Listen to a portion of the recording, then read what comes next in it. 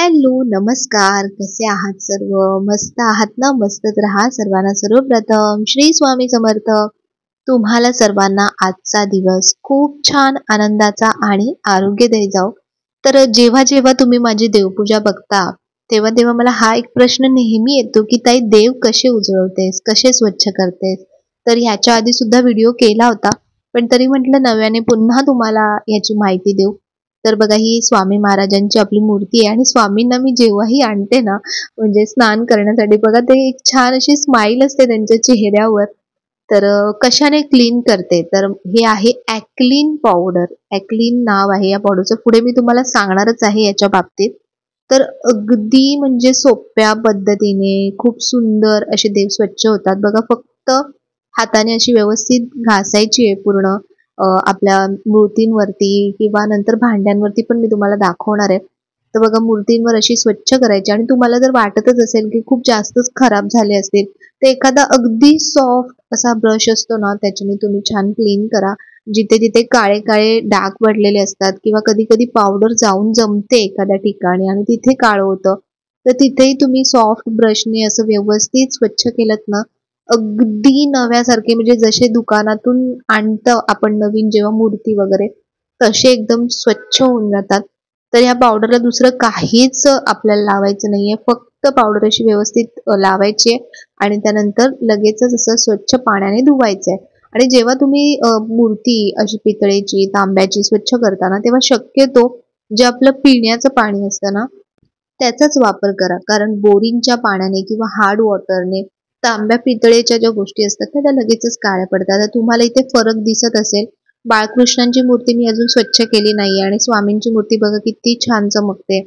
तर लगेचच कोरड्या कपड्याने पुसून घ्यायचं, ज्यामुळे डागही राहत नाहीत आणि आपली मूर्ती बऱ्याच दिवस म्हणजे 2 ते 3 दिवस तरी अगदी जशीच्या तशी छान राहते.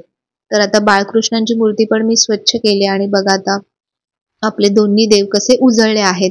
तर आता हीच गोष्ट मी तुम्हाला तांब्यावरती सुद्धा दाखवते. तर पितळेची किंवा तांब्याची भांडी जेव्हा तुम्ही स्वच्छ कराल, अशा प्रकारचा सॉफ्ट स्पंज येतो, तो नक्की ठेवा. कारण त्याने खूप खूप सोपं पडतं भांडी स्वच्छ करण्यासाठी. तुम्ही माझी भांडी बघत असाल देवपूजेची पण, किती लखलखीत असतात. तर त्याला कारण हेच आहे, ही पावडर अगदी सोप्या पद्धतीने तुम्हाला समोरच दिसते की मी काहीही एक्स्ट्रा मेहनत याच्यामध्ये केलेली नाहीये. आणि इतकी स्मूथ आहे ना पावडर, की तुमची भांडी किंवा मूर्ती यांच्यावर अजिबात रॅशेस येत नाहीत. म्हणजे काही पावडर बघा किती खरखरीत असतात आणि त्याच्यामुळे आपण जेव्हा घासायला जातो, तर तेव्हा त्याचे रॅशेस आपल्या भांड्यांवर येतात. तर तसे ह्याने अजिबात होत नाही. तर आता मी बघा पावडरने तांब्या स्वच्छ केलाय. त्यानंतर दुसरा हात आहे ना, जो आपलं लिक्विड असतं म्हणजे विमचं लिक्विड किंवा हँड वॉश, त्या ह्याच्याने स्वच्छ करायचं म्हणजे आणखीन छान चमकतं. तर भांडं बघा कसं अगदी सोन्यासारखं चमकतंय. तर अशीच मला लखलखीत म्हणजे जी पितळेची तांब्याची भांडी आहेत ना, ती अशीच लखलखीत जेव्हा होतात ना, तेव्हा ती आणखीनच सुंदर दिसतात. तर बघा देव आता संपूर्ण मी उजळवलेत. पितळेचे आणि चांदीचे देव सुद्धा उजळवले. तर चांदीचे देव जे आहेत ते मी पुढे तुम्हाला सांगणार आहे की ते मी कशाने स्वच्छ केले. आणि अशा प्रकारे देव जेव्हा पूर्ण असे छान स्वच्छ होतात ना, तर तेव्हा ते आणखीनच असे छान वाटतात.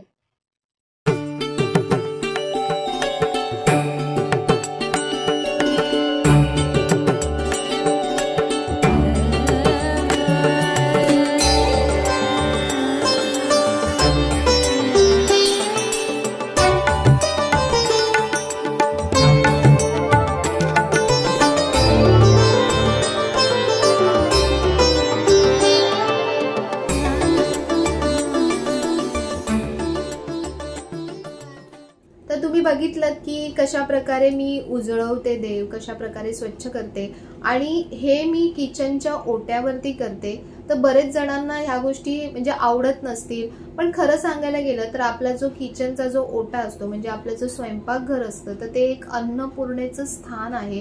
आणि अशा प्रकारे जेव्हा आपण अशा पावडर वापरतो आणि जेव्हा आपण स्वच्छ करतो, तर तेव्हा थोड्याशा पाण्यात स्वच्छ करणं ते शक्य नसतं. कारण तुम्ही जोपर्यंत पावडर व्यवस्थित ती धुतली जात नाही, पावडर जर व्यवस्थित धुतली नाही गेली, तर मग ती मूर्ती नंतर काळवंटे म्हणजे जे पण तुम्ही तांब पित्तळ जे पण तुम्ही घासता त्याच्याने, त्याचं व्यवस्थित स्वच्छ नाही झालं तर त्याचा एक जो लेयर असतो तो त्या वस्तूवरती जमा असतो आणि त्याच्यामुळे आणखीन लवकर ते काळं पडतं कधी कधी. किंवा मी त्यामध्ये जी तुम्हाला सगळ्यांना जो प्रश्न असेल, मी आधी तर सांगितलं पण तरी मी तुम्हाला आता दाखवते की ही आहे ती ॲक्लिन पावडर. ही जवळपास मी आता 1.5 वर्ष झालं मी ही पावडर वापरते आणि मी खरं सांगते तुम्हाला की हे काही पावडर जे ह्या प्रमोशनचा व्हिडिओ नाहीये किंवा काही नाहीये, जे मी पर्सनली यूज करते तीच गोष्ट मी तुम्हाला सांगते की खूप खूप मस्त पावडर आहे. अजिबात तुमचे हात खराब होत नाही. इतर ज्या पावडर आपण वापरतो तुमचे हात पूर्ण असे म्हणजे एकदम खरखरीत होतात त्याच्याने, पण ही पावडर तशी नाहीये, एकदम स्मूथ आहे. तर जी आपले हात खराब नाही करणार ती आपल्या देवांची मूर्ती सुद्धा खराब नाही करत. आता तुम्ही बघताय 1.5 वर्ष झालं मी ही पावडर वापरते. मूर्तींसाठी सुद्धा, भांड्यांसाठी सुद्धा अगदी माझे देव अगदी छान जसेच्या तसे आहेत, जराही झिजलेले नाहीयेत. कारण जिथून मी घेतले होते म्हणजे देवांची खरेदी केली होती, जिथून देवांच्या मूर्ती घेतल्या होत्या तर तिथूनच त्यांनी मला ही पावडर सांगितली होती आणि खरंच खूप बेस्ट पावडर आहे. तुमच्या इथे भेटत असेल तर तुम्ही नक्की घ्या. डीमार्ट मध्ये सुद्धा भेटते किंवा मी जे प्रवेश दादा आहेत वेस्टला, ज्यांचं दुकान आहे कल्याण वेस्टला, तर त्यांचा सुद्धा नंबर मी इथे देते, डिस्क्रिप्शन मध्ये सुद्धा देते. तर त्यांनी सुद्धा ही पावडर मागून घेतलेली आहे, तर तुम्ही त्यांच्याकडून सुद्धा ऑर्डर करू शकता. किंवा तुम्ही इथे कल्याण वेस्टला जर आलात तर तुम्ही त्यांच्या दुकानात गेलात तर तिथे जाऊन सुद्धा तुम्ही जेव्हा भांडी किंवा काय खरेदी करताय तर त्याच्यासोबत ही पावडर नक्की नक्की घ्या.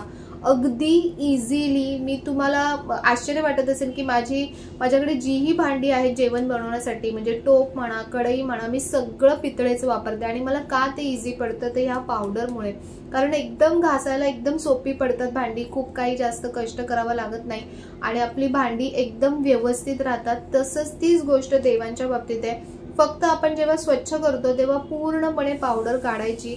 त्यानंतर जेव्हा भांड्यांना तुम्ही घासताय तर एक हात नंतर हँडवॉशचा किंवा लिक्विडचा घ्यायचा, त्याने एकदम सोन्यासारखी भांडी चमकत राहतात आणि लवकर अजिबात काळी पडत नाहीत. देव सुद्धा जर ह्याच्याने एकदा स्वच्छ केले ना 3 ते 4 दिवस तुमचे देव अजिबात काळे पडणार नाही. थोडंफार जे आपलं ऋतूचं असतं, वातावरणाचं जे उष्ण थंड असं प्रमाण असतं, त्याचा परिणाम तांब्या पितळेच्या धातूवरती होत असतो, चांदीवरती होत असतो, त्याच्यामुळे ते काळं पडत असतं.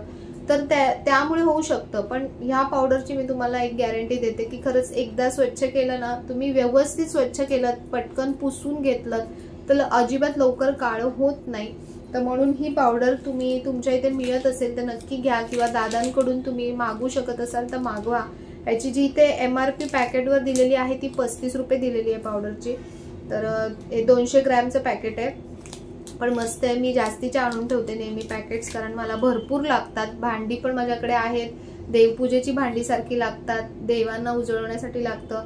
आणि जे चांदीचे जे देव आहेत माझे, ते तुम्हाला माहिती असेल मी रुपेरी म्हणून लिक्विड येतं, तर त्या लिक्विडने ते लिक्विड कापसावर घ्यायचं आणि त्याने ते मी देव स्वच्छ करते. कारण हे चांदीचे जे देव आहेत ते मी आठवड्यातून एकदाच स्वच्छ करते, सारखं वापरत नाही, कारण त्याच्यामध्ये थोड्या प्रमाणामध्ये केमिकल असतं. पण जे त्याच्याने स्वच्छ होतं ना ते कशाने स्वच्छ होत नाही. कोलगेटने सुद्धा तुम्ही घासून बघा, नाही निघत. जे खूप जास्त रेखीव काम केलेलं असतं, जिथे म्हणजे डिझाईनचं जास्त प्रमाण असतं चांदीमध्ये, तर तिथे स्वच्छ होत नाही. ते जिथे जिथे असे खड्डे खड्डे असतात ना तिथे पूर्ण काळं काळं जमा होत राहतं. तर म्हणून मला रुपेरी बेस्ट वाटतं क्लीन करण्यासाठी. आणि मला तरी काहीच अजून त्याच्यामध्ये हार्मफुल असं देवांवरती वगैरे असं मला काहीच वाटलं नाही.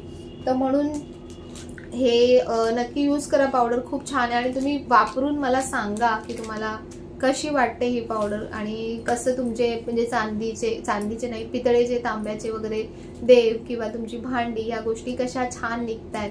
ह्याच्या आधी मी डिटेल व्हिडिओ सुद्धा केला होता, पण बऱ्याचदा कमेंट आल्या, तर मग म्हटलं चला आपण पुन्हा एकदा याच्यावरती सगळ्यांना सांगूया.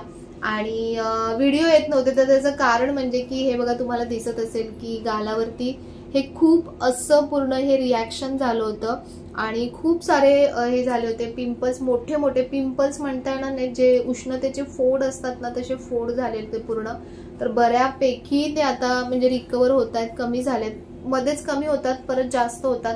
तर असं काय काय त्यांचं चालू होतं आणि त्याच्यामुळे मला खूप त्रास होत होता. म्हणजे पिंपल्स नॉर्मली जे येतात ना ते कसे एवढे त्रासदायक नसतात, पण हे जे फोड येतात ना ते अशा आतून पिकतात आणि टोचतात त्या आतून.